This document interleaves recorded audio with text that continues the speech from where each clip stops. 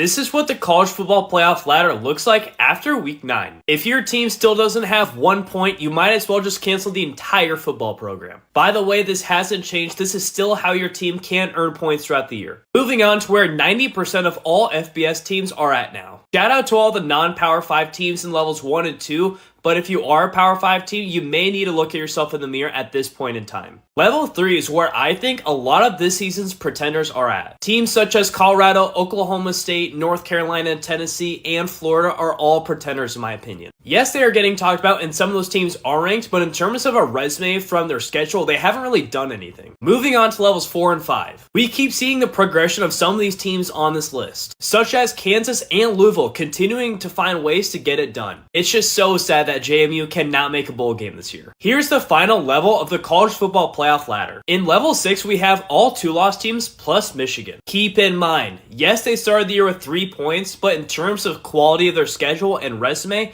they don't really have it, which hurts in getting points throughout the season. In level 7, we have a few movers and shakers. Teams like Oregon, Alabama, Georgia, Ole Miss continue to rise for quality wins, but Oklahoma falls one level for their loss to a non-ranked team at that time. Next, we get to level 8 where we see Texas, Notre Dame, and Florida State. In level 8, we start to see some rewards coming for teams that have had great seasons so far. Texas was level 8 last week, but Notre Dame goes up one spot after getting 12 total interceptions on the season, and Florida State goes up one level after getting their 8th win. But right now, it's very clear nobody can catch Ohio State. At least not yet. After starting the season with all 3 points, having 2 top 10 wins, and being 8-0, Ohio State is the lone team at level 10. If you guys want to see this ladder as we get closer and closer to the college football playoffs, make sure you hit that follow button so you guys see more of these series.